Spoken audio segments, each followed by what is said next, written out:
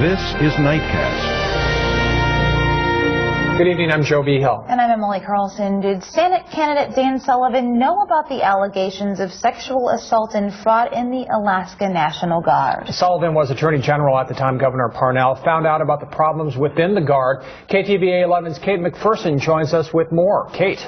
U.S. Senate candidate Dan Sullivan won't answer our questions regarding the National Guard and whether he was informed about the allegations. Governor Parnell says he doesn't remember talking to Sullivan about the issues of sexual assault or fraud. Dan Sullivan was Attorney General from June 17, 2009 to December 5, 2010. Here's what happened during that time. This document shows that an Alaska National Guard chaplain warned Governor Sean Parnell in October 2010 that things weren't right in the Guard. That chaplain says in November 2010 he and two other chaplains had a 20-minute speakerphone conversation with Governor Parnell to express their concerns about the handling of sexual assaults and improper use of National Guard money. It did not seem that he or his staff desired to very deeply into the problems, wrote one of the chaplains in a memo received by KTVA. In December 2010, 2 days before Dan Sullivan stepped into the role of DNR Commissioner,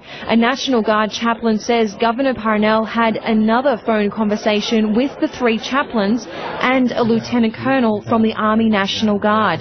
Concerns were expressed about leadership and the mishandling of sexual assaults. In addition to those conversations, in November 2010, an email shows Governor Parnell's office was sent a tip about Major General Thomas Katkus. The letter says Katkus was ignoring incidents of drug trafficking, sexual assaults and rape, and illegal use of aircraft. The letter says these allegations are swept under the carpet, and an outside investigation would bring out many of the hidden facts and truths.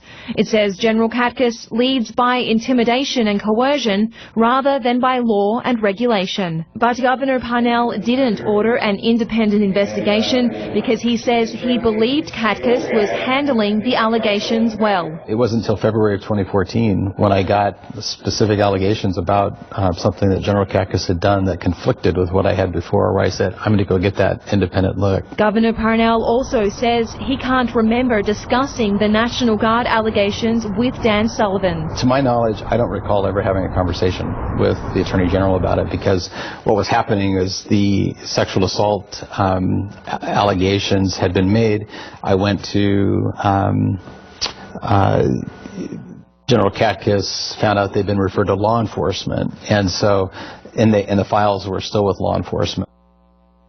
Now, we've asked Dan Sullivan's campaign managers multiple times in a phone conversation and numerous emails over the past week if we can talk directly to Sullivan about what he knew or did not know regarding the allegations of sexual assault and other crimes alleged to have been conducted by Guard personnel. Now, again, we didn't hear from Sullivan directly, but his staff has told us he did not know anything. Joe? Okay, internal Guard investigations reveal a few Guard members are accused of rape dating back to 2007. Have any of those people been charged? Well, we know that the men named in internal investigations we've read have not been charged. Anchorage police say 3 other cases of sexual assault have been referred to state prosecutors, but they won't tell us which ones. Now, Chief Mark Mew says APD has received new information from the Guard and there is potential that new sexual assault investigations could be opened.